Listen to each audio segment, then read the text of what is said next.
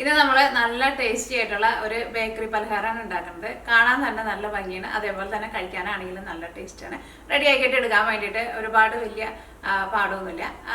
ഇതിൻ്റെ ഒരു ടെക്സ്ചർ എങ്ങനെ ഇരിക്കുകയെന്ന് വെച്ചിട്ടുണ്ടെങ്കിൽ നമ്മൾ പപ്സൊക്കെ കഴിക്കുമ്പോൾ ഒരു മുരിച്ചിലും പിന്നെ ഉള്ളിൽ കുറേ ലെയറൊക്കെ ആയിട്ടുണ്ടാവില്ലേ, അതേപോലത്തെ ഒരു ടെക്സ്ചറും അതേപോലത്തെ ഒരു ലെയറും പോലെയൊക്കെ ഉണ്ടാവും.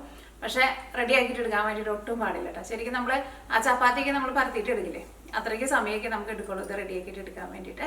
അപ്പോൾ ഇതിനൊരു ട്രിക്ക് ഉണ്ട്, അതേപോലെ നമ്മളിത് ഉണ്ടാക്കാൻ വേണ്ടിയിട്ട് പോകുന്നത്. അപ്പോൾ നിങ്ങൾ ട്രൈ ചെയ്ത് നോക്കിയിട്ട് ഫീഡ്ബാക്ക് പറയാൻ വേണ്ടിയിട്ട് മറക്കരുത്. പിന്നെ വേറെ പ്രത്യേകിച്ച് വിശേഷമൊന്നുമില്ല. അപ്പോൾ നമുക്ക് ഇനി ഇതിലേക്കുള്ള മാവ് നമുക്ക് കുഴച്ചെടുക്കാം. നമ്മൾ മാവ് മിക്സ് ചെയ്യാൻ വേണ്ടിയിട്ട് പോവാണ്. അപ്പോൾ 200 ഗ്രാം മൈദപ്പൊടി അത് നമുക്ക് വേറൊരു പാത്രത്തിലേക്ക് ഇടാം. ഇനി അടുത്തത് നമ്മളിതിലേക്ക് ചേർക്കാൻ വേണ്ടിയിട്ട് പോണത് ഒന്നല്ലെങ്കിൽ ബട്ടർ ചേർക്കുക, അല്ലെങ്കിൽ നെയ്യ് ചേർക്കുക. അപ്പോൾ ഞാനിവിടെ 4 ടേബിൾ സ്പൂൺ ബട്ടറാണ് ചേർക്കുന്നത്, അല്ലെങ്കിൽ 4 ടേബിൾ സ്പൂൺ നെയ്യ് ചേർക്കുക. പിന്നെ നമ്മളിതിലേക്ക് 5 ടേബിൾ സ്പൂൺ ഓയിലും കൂടിയിട്ട് ചേർക്കുന്നുണ്ട്. ഓയിൽ നിങ്ങൾക്ക് ഇഷ്ടമുള്ള ഓയിൽ ചേർക്കാം. ഇനിയിപ്പോൾ നിങ്ങൾക്ക് ഓയിൽ ചേർക്കേണ്ട, ഫുള്ളായിട്ട് നെയ്യിൽ അല്ലെങ്കിൽ ബട്ടറിൽ ചെയ്യണമെന്ന് വെച്ചിട്ടുണ്ടെങ്കിൽ 9 ടേബിൾ സ്പൂൺ ബട്ടർ അല്ലെങ്കിൽ നെയ്യ് എടുക്കുക. പിന്നെ ഈ മാവ് നമ്മൾ കുഴച്ചിട്ട് എടുക്കുമ്പോൾ ഇതിലേക്ക് സെപ്പറേറ്റ് വെള്ളം ചേർക്കരുത് കേട്ടോ. ഇതാണ് നമ്മൾ അതിൻ്റെ ഉള്ളിൽ ഫില്ലിംഗ് ആയിട്ട് വെച്ചിട്ട് ഇതിൻ്റെ പുറത്ത് നമ്മൾ വേറെ നമ്മുടെ ചപ്പാത്തിക്ക് കുഴച്ചിട്ട് എടുക്കുന്ന പോലെ മാവ് കുഴച്ചിട്ട് അതാണ് നമ്മൾ അതിൻ്റെ പുറത്ത് ഔട്ടിംഗ് ആയിട്ട് വെക്കുന്നത്.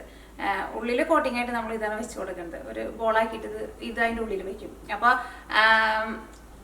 ഇതിനകത്ത് നമ്മൾ വെള്ളം ചേർക്കരുത്. ഈ നെയ്യിലും ഓയിലും ഇത്രയ്ക്ക് കറക്റ്റ് എല്ലാം അളവ് എടുത്തിട്ടുണ്ടെന്ന് വെച്ചിട്ടുണ്ടെങ്കിൽ അതിനകത്ത് തന്നെ നമുക്ക് ചപ്പാത്തിയുടെ മാവ് കുഴച്ചെടുക്കണം, അതേപോലെ നമുക്ക് കുഴച്ചിട്ടെടുക്കാൻ വേണ്ടിയിട്ട് പറ്റും.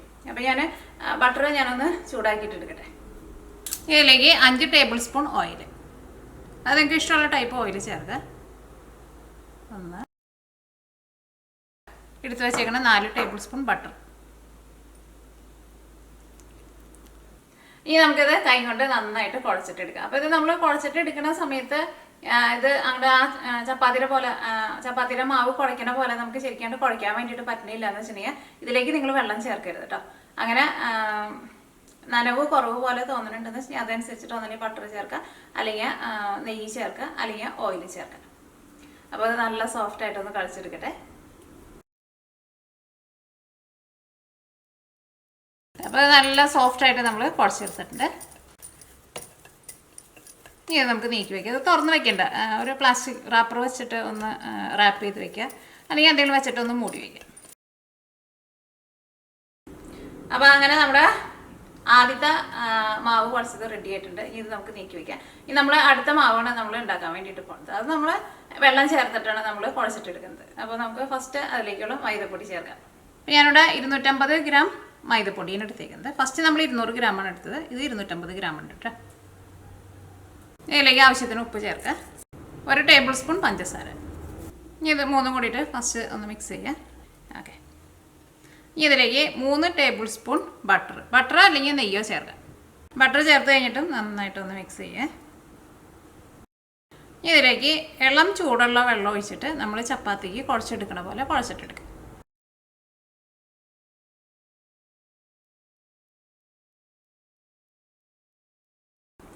ഇനി നമുക്കിതൊരു 10 മിനിറ്റ് റെസ്റ്റ് ചെയ്യാൻ വേണ്ടിയിട്ട് വയ്ക്കാം. അപ്പോൾ അത് ഒന്നും കൂടി ഒന്ന് സോഫ്റ്റ് ആയിട്ട് വരും. അത് കഴിയുമ്പോൾ നമുക്ക് എടുത്തിട്ട് ഒന്നും കൂടി ഒന്ന് കുഴച്ചിട്ട് ഒന്നും കൂടി നല്ല സോഫ്റ്റ് ആക്കിയിട്ട് എടുക്കാം. അപ്പോൾ നമുക്ക് ആ സമയം കൊണ്ട് നമുക്ക് ഇതിൻ്റെ ഉള്ളിൽ നമ്മൾ വെക്കുന്ന ഫില്ലിംഗ് ഉണ്ടല്ലോ, ആ ഫില്ലിംഗ് നമുക്ക് റെഡി ആക്കിയിട്ട് എടുക്കാം. പിന്നെ ഒരു കാര്യം പ്രത്യേകം ശ്രദ്ധിക്കുക, ഇതിൻ്റെ ഉള്ള ഫില്ലിംഗ് ഇല്ലാണ്ടും നിങ്ങൾക്ക് ഇത് റെഡി ആക്കിയിട്ട് എടുക്കാം കേട്ടോ. അപ്പോൾ ഞാനിപ്പോൾ ഇവിടെ മുട്ടയുടെ ഫില്ലിംഗാണ് വെക്കുന്നത്. ഫില്ലിംഗ് ആയിരുന്നാലും നമുക്ക് ഇതിൻ്റെ ഉള്ളിലേക്ക് ഞാൻ ഒരുപാട് അങ്ങനെ അത്രയ്ക്കധികം ഫില്ലിംഗ് വെക്കാൻ വേണ്ടിയിട്ട് പറ്റില്ല. പിന്നെ നിങ്ങൾക്ക് ഇനിയിപ്പോൾ ഇത് മധുരത്തിൽ ഉണ്ടാക്കണമെന്ന് വെച്ചിട്ടുണ്ടെങ്കിൽ വേണമെന്ന് വെച്ചിട്ടുണ്ടെങ്കിൽ കുറച്ച് തേങ്ങയും പിന്നെ നട്ട്സൊക്കെ പൊടിച്ചിട്ട് പഞ്ചസാരയൊക്കെ ചേർത്തിട്ട് മിക്സ് ചെയ്തിട്ട് അങ്ങനെ മധുരത്തിൻ്റെ ഫില്ലിംഗ് ആയിട്ട് വേണമെന്ന് വെച്ചിട്ടുണ്ടെങ്കിൽ അങ്ങനെയും റെഡി ആക്കിയിട്ട് എടുക്കട്ടെ. അപ്പോൾ നമുക്ക് ഇതിവിടെ ഇരിക്കട്ടെ, നമുക്ക് ഇതിലേക്കുള്ള മസാല റെഡിയാക്കാം. അപ്പോൾ ഈ ഫില്ലിംഗ് റെഡിയാക്കാൻ വേണ്ടിയിട്ട് നമ്മുടെ പാൻ നന്നായിട്ട് ചൂടായിട്ടുണ്ട്. ഇതിലേക്ക് ആവശ്യത്തിന് ഓയിൽ ഒഴിക്കുക. ഇതിലേക്ക് ചേർക്കാൻ വേണ്ടിയിട്ട് ഞാനിവിടെ ഒരു വലിയൊരു സവോള നല്ല കനം കുറച്ചിട്ട് സ്ലൈസ് ചെയ്തെടുത്തിട്ടുണ്ട്. ഒരു ചെറിയ കഷ്ണം ഇഞ്ചി ഇതേപോലെ ചെറുതായിട്ട് കട്ട് ചെയ്തത്, പിന്നെ കുറച്ച് ക്യാരറ്റ് എടുത്തിട്ടുണ്ട്, പിന്നെ പച്ചമുളക്. ഇത് എരിവ് അധികം ഇല്ലാത്തൊരു പച്ചമുളകാണ്, ഇതിവിടെ വീട്ടിലുണ്ടായി പച്ചമുളക് കേട്ടോ. അല്ലെങ്കിൽ സാധാരണ എരിവുള്ള പച്ചമുളക് ചേർക്കാം. അപ്പോൾ ഫസ്റ്റ് നമുക്ക് ഇതിലേക്ക് ഇഞ്ചി ചേർക്കാം. ഇഞ്ചി ഒന്ന് മൊരിഞ്ഞോട്ടെ. ഇഞ്ചി മൊരിഞ്ഞ് കഴിയുമ്പോൾ നല്ലൊരു ഫ്ലേവർ ഉണ്ടാവും. അപ്പോൾ ഇഞ്ചി ചെറുതായിട്ടൊന്ന് മൊരിഞ്ഞിട്ടുണ്ട്. ഇനി ക്യാരറ്റ് ചേർക്കാം. അത് കഴിഞ്ഞിട്ട് നമുക്ക് സവോള ചേർത്താൽ മതി. സവോള വഴന്നിട്ടുണ്ട്. ഇനി ഇതിലേക്ക് നമുക്ക് മസാലപ്പൊടികൾ ചേർക്കാം. ഫസ്റ്റ് മഞ്ഞൾപ്പൊടി ചേർക്കാം. ഒരു 1/4 ടീസ്പൂൺ മഞ്ഞൾപ്പൊടി. അപ്പോൾ മഞ്ഞൾപ്പൊടി നന്നായിട്ട് മൊരിഞ്ഞിട്ടുണ്ട്. ഇതിലേക്ക് നമുക്ക് മല്ലിപ്പൊടി ചേർക്കാം. മല്ലിപ്പൊടി കുറച്ച് നന്നായിട്ട് ചേർക്കണം. ഇതേപോലെ ഇങ്ങനെ ഇത് നമ്മളിപ്പോൾ എഗ് റോസ്റ്റ് പോലെയാണ് ഉണ്ടാക്കുന്നത്. അപ്പോൾ ഈ സവോളയ്ക്ക് നല്ലൊരു ടേസ്റ്റ് കൊടുക്കും മല്ലിപ്പൊടി. ഞാനിവിടെ ടീസ്പൂണിൽ 2 ടീസ്പൂണായിട്ട് എടുത്തേക്കുന്നത്. ഇതേപോലെ ഇങ്ങനെ നിറച്ചെടുത്തിട്ടുണ്ട്. ഇതിലേക്ക് ആവശ്യത്തിന് ഉപ്പ് ചേർക്കാം. ടേസ്റ്റിന് വേണ്ടിയിട്ട് ഗരം മസാല അതിൻ്റെ ടേസ്റ്റിനനുസരിച്ചിട്ട് ചേർത്തോട്ടെ. ഞാനിപ്പോൾ ഇതിലേക്ക് ഏകദേശം ഒരു 3/4 ടീസ്പൂൺ ചേർത്തിട്ടുണ്ട്. ഇനി മല്ലിപ്പൊടി ആയിരുന്നാലും നന്നായിട്ട് ഇതിൻ്റെ കൂടെ കിടന്നിട്ട് ഒന്ന് വഴന്ന് വരണം. അല്ലെങ്കിൽ മല്ലിയുടെ ഒരു പച്ച ടേസ്റ്റ് വരും കേട്ടോ. ഇതിലേക്ക് ചെറുതായിട്ടൊരു പുളിക്ക് വേണ്ടിയിട്ട് 1 ടേബിൾ സ്പൂൺ നാരങ്ങ നീര്, അല്ലെങ്കിൽ ഒരു നാരങ്ങയുടെ പകുതി.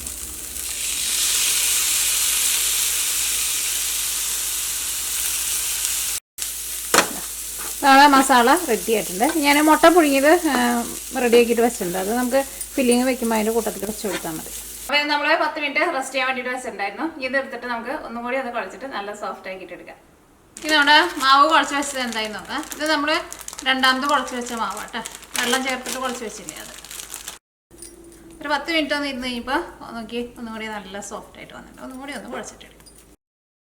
അതങ്ങനെ ഒരു 10 മിനിറ്റ് റെസ്റ്റ് ചെയ്യാൻ വേണ്ടിയിട്ട് വെക്കണം. അത് നിങ്ങൾ റെസ്റ്റ് ചെയ്യാൻ വേണ്ടിയിട്ട് വെച്ച് കഴിഞ്ഞിട്ട് നിങ്ങൾ മസാല ഉണ്ടാക്കാൻ വേണ്ടിയിട്ട് പോയാൽ മതി. ഇത് നമുക്ക് ഒന്ന് നീളത്തിൽ ഒന്ന് ഇതേപോലെ ഒന്ന് ഉരുട്ടിയിട്ടെടുക്കുക. എല്ലാ സൈഡും ഒരേ കനത്തിൽ വരണം കേട്ടോ. അപ്പോൾ ഇനി ഇതാണ്ട് നമുക്ക് നീക്കി വയ്ക്കാം. ഇനി നമ്മുടെ ഫസ്റ്റ് നമ്മൾ കുഴച്ച് വെച്ചിട്ടില്ലേ, വെള്ളം ചേർക്കാണ്ട് കുഴച്ച് വെച്ചിട്ടില്ലേ, അതെടുക്കുക. ഒന്ന് നന്നായിട്ടൊന്ന് കുഴച്ചിട്ടെടുക്കുക. ഇത് നമ്മൾ വെള്ളം ചേർക്കാത്ത തന്നെ നമുക്ക് ഇത് ചെറുതായിട്ട് നമ്മളിങ്ങനെ എടുക്കുമ്പോൾ ഇങ്ങനെ പൊടിഞ്ഞു പോകട്ടെ. അപ്പോൾ കുഴപ്പമില്ല. ഇങ്ങനെ കുഴഞ്ഞു പോകാത്ത ഒരു മാവ്. ഇതിന് മിനുസം കൂടുതലായിരിക്കും. ഒന്ന് കുഴച്ചിട്ട് നമ്മൾ നേരത്തെ മാവിൻ്റെ പോലെ ഇതും അതേപോലെ തന്നെ ഉരുട്ടിയിട്ടെടുക്കുക. 2 മാവും ഇതേപോലെ നന്നായിട്ട് കുഴച്ചിട്ട് ഇതേപോലെ ഇങ്ങനെ ഉരുട്ടിയിട്ട് 2ഉം ഏതാണ്ട് ഒരേ ഷേപ്പിലെടുക്കണം കേട്ടോ.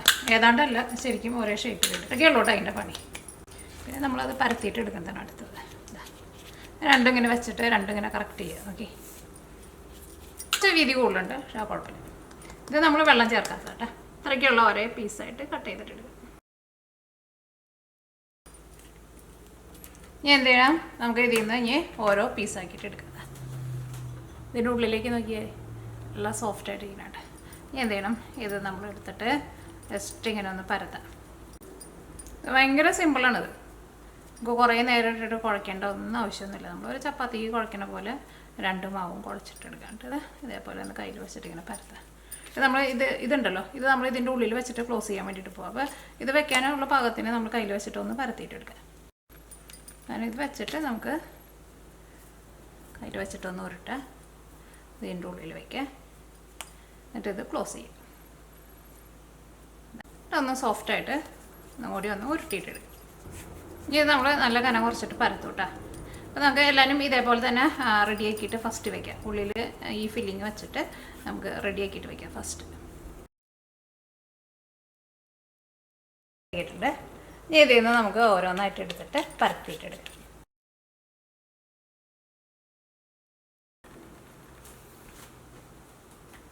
ഇതെന്ത് ചെയ്യണം, ഇതെങ്കിൽ നമുക്ക് ഈ സൈഡിൽ നിന്ന് ഇതാ ഇങ്ങോട്ടേക്ക് ഫോൾഡ് ചെയ്യുക.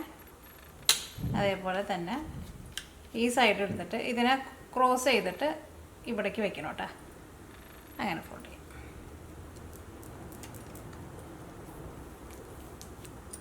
കണ്ടത് ഇങ്ങനെ കമത്തി. ഇനി ഇത് നല്ല നീളത്തിൽ പരത്താം. അപ്പോൾ നമ്മൾ ആ ബട്ടറിൽ കുഴച്ച് വെച്ചേക്കണ മാവ് ഇതിൻ്റെ ഉള്ളിൽ ഇരിക്കുന്നുണ്ടല്ലോ.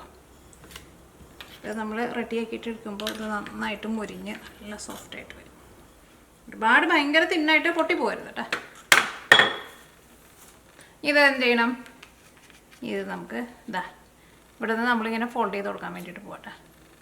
ഇതാ ഇങ്ങനെ ചെറുതായിട്ടൊന്ന് ഫോൾഡ് ചെയ്യുക. ഇങ്ങനെ ഉരുട്ടി ഇങ്ങനെ കൊണ്ടുപോകാം. കണ്ട കുഞ്ഞിതായിട്ട് ഉരുട്ടി കൊണ്ടുപോകണം കേട്ടോ.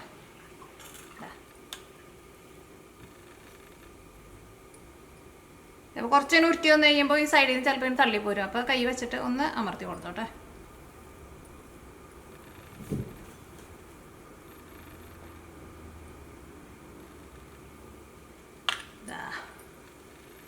ഉള്ളിലേക്ക് ഒന്ന് പ്രസ് ചെയ്ത് ഇവിടെ ഒന്ന് പ്രസ് ചെയ്ത് ഒന്ന് ഷേപ്പാക്കി അങ്ങോട്ട് ഒന്ന് റോൾ ചെയ്ത് ഇതേപോലെ. അപ്പോൾ നമുക്ക് ബാക്കിയുള്ളതെല്ലാനും ഇതേപോലെ തന്നെ റെഡി ആക്കിയിട്ട് എടുക്കാം.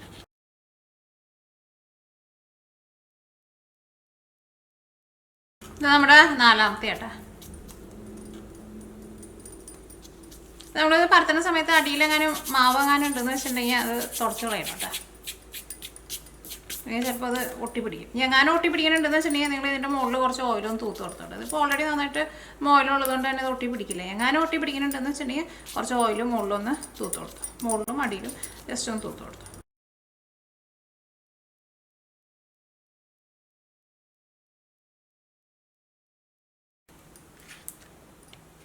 ഇത് ഒരെണ്ണത്തിന് നമുക്ക് 2ആയിട്ട് കട്ട് ചെയ്യാം.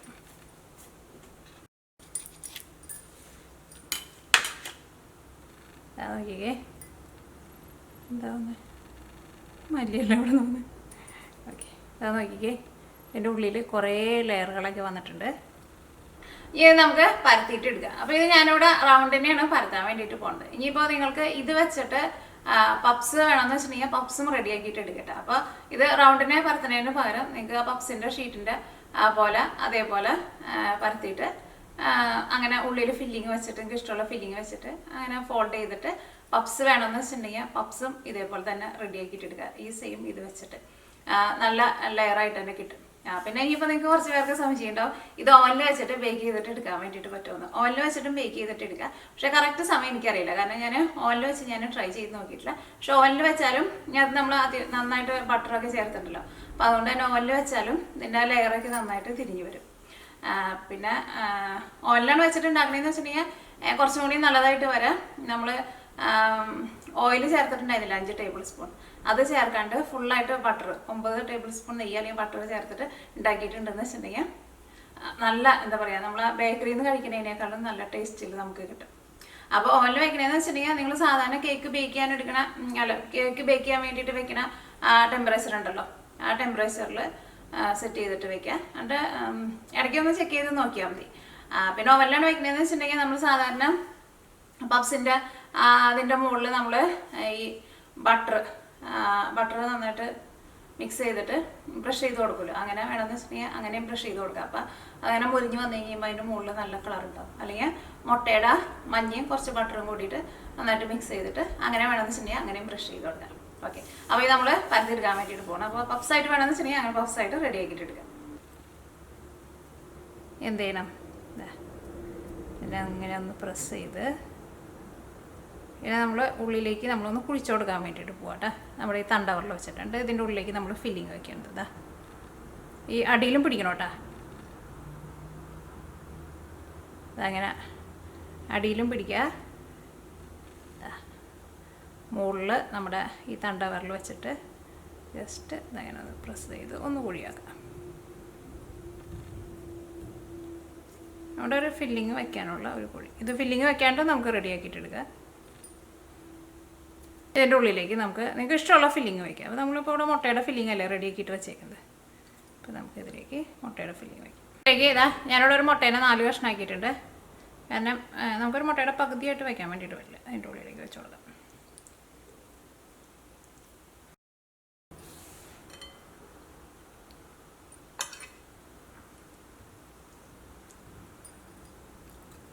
ഇത് നമുക്കൊന്ന് ക്ലോസ് ചെയ്യാം.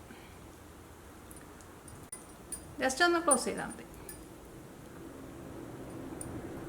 ഇത് ഫില്ലിംഗ് ഒന്നും വെക്കാണ്ട് അങ്ങനെ കുഴിച്ച് കഴിഞ്ഞിട്ട് ജസ്റ്റ് ഒന്ന് പരത്തിയിട്ട് അങ്ങനെ വേണമെന്ന് വെച്ചിട്ടുണ്ടെങ്കിൽ അങ്ങനെ എടുക്കാം. ഫില്ലിംഗ് വെക്കുകയാണെന്ന് വെച്ചിട്ടുണ്ടെങ്കിൽ ഫില്ലിംഗ് വെച്ചിട്ട് റെഡി ആക്കിയിട്ട് എടുക്കാം. ജസ്റ്റ് ഇങ്ങനെ ഒന്ന് എടുക്കാം. ഇത് നമുക്ക് ഒന്ന് പരത്തിയിട്ട് എടുക്കാം.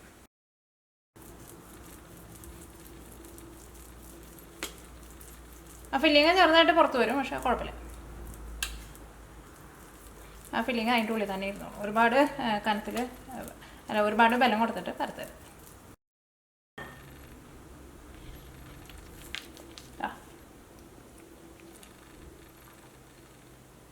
ഇവിടെ ഇങ്ങനെ തുറന്ന പോലെ ഇരിക്കും, അത് കുഴപ്പമില്ല. അടിയിൽ നന്നായിട്ട് ക്ലോസ് ചെയ്തിട്ട് അപ്പോൾ ബാക്കിയുള്ളതെല്ലാം നമുക്ക് ഇതേപോലെ ഇങ്ങനെ റെഡിയാക്കിയിട്ട് എടുക്കാം.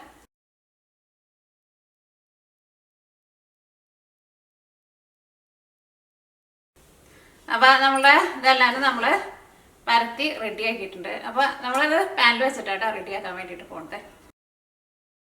ഇത് മുരിഞ്ഞ് വരാൻ വേണ്ടിയിട്ട് കുറേശ്ശെ ഓയിലൊന്ന് ഒഴിച്ചു കൊടുക്കുക. നന്നായിട്ട് മുരിഞ്ഞ് വരണമെന്ന് വെച്ചിട്ടുണ്ടെങ്കിൽ അതനുസരിച്ചിട്ട് ഓയിൽ ഇടയ്ക്ക് നമ്മൾ തിരിച്ച് മറിച്ചിട്ട് ഇടുമ്പോൾ കുറേശ്ശെ ഓയിലൊന്ന് ഒഴിച്ചു കൊടുക്കുന്നുണ്ട്. അപ്പോഴായിരിക്കും നന്നായിട്ട് മുരിഞ്ഞ് വരാം.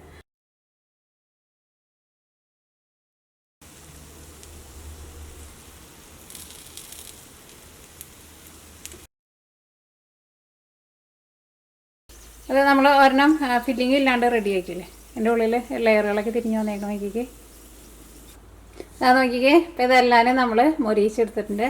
ഇത് ഒരെണ്ണം മാത്രം നമ്മൾ ഫില്ലിങ് വയ്ക്കാണ്ട് നമ്മൾ റെഡി ആക്കിയിട്ട് എടുത്തില്ലേ, അതിൻ്റെ ലെയറുകളൊക്കെ നോക്കിക്കേ, നമുക്ക് ശരിക്കും കാണാൻ വേണ്ടിയിട്ട് പറ്റും. നോക്കി,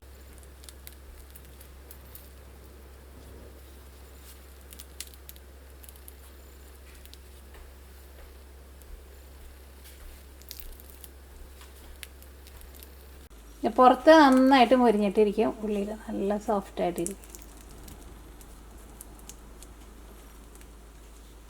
അപ്പോൾ നിങ്ങൾക്ക് ഫില്ലിങ് വയ്ക്കാണ്ട് റെഡി ആക്കണമെന്ന് വെച്ചിട്ടുണ്ടെങ്കിൽ ഇതേപോലെ ഫില്ലിങ് വയ്ക്കാണ്ട് റെഡി ആക്കിയിട്ട് എടുക്കുക. ഫില്ലിങ് വെച്ചിട്ട് റെഡിയാക്കിയത് ഇതിൻ്റെ ഉള്ളിൽ നമ്മൾ ഫില്ലിങ് വെച്ചേക്കണം. നമുക്ക് പുറത്തുനിന്ന് നോക്കുമ്പോൾ ഇതിൻ്റെ ഉള്ളിൽ ലെയർ അത്രയ്ക്ക് നമുക്ക് കാണാൻ വേണ്ടിയിട്ട് പറ്റില്ല. പക്ഷെ ഇതിൻ്റെ ഉള്ളിലേക്കാണ് ചെന്ന് കഴിയുമ്പോൾ അതാ നോക്കിക്ക് നല്ല സോഫ്റ്റായിട്ട് ശരിക്കും നമ്മൾ പപ്സ് കഴിക്കില്ലേ അങ്ങനത്തെ ഒരു ടെക്സ്ചറിൽ നമുക്ക് കിട്ടും.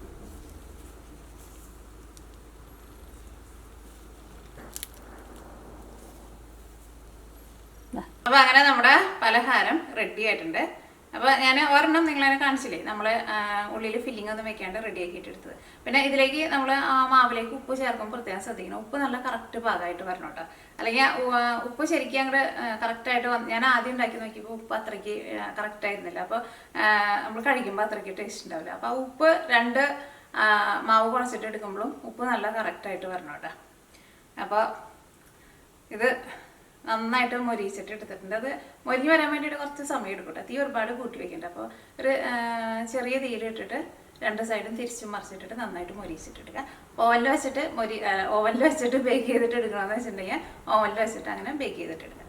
അപ്പോൾ നിങ്ങൾ ട്രൈ ചെയ്ത് നോക്കണം. ട്രൈ ചെയ്ത് നോക്കിയിട്ട് ഫീഡ്ബാക്ക് പറയാൻ വേണ്ടിയിട്ട് മറക്കരുത്. ശരിക്കും നല്ല എളുപ്പമല്ലേ. നമ്മൾ ശരിക്കും പപ്സ് കഴിക്കുന്ന ഒരു ആ സെയിം ടേസ്റ്റിൽ ആ സെയിം ടെക്സ്ചറിൽ നമുക്ക് ഇത് കിട്ടും കേട്ടോ. അപ്പോൾ പപ്സായിട്ട് വേണമെന്ന് വെച്ചിട്ടുണ്ടെങ്കിൽ അങ്ങനെ പപ്സായിട്ട് റെഡി ആക്കിയിട്ട് എടുക്കുക. അപ്പോൾ ഇത് നമുക്ക് നാളെ വേറൊരു പുതിയ റെസിപ്പി ആയിട്ട് വരാം.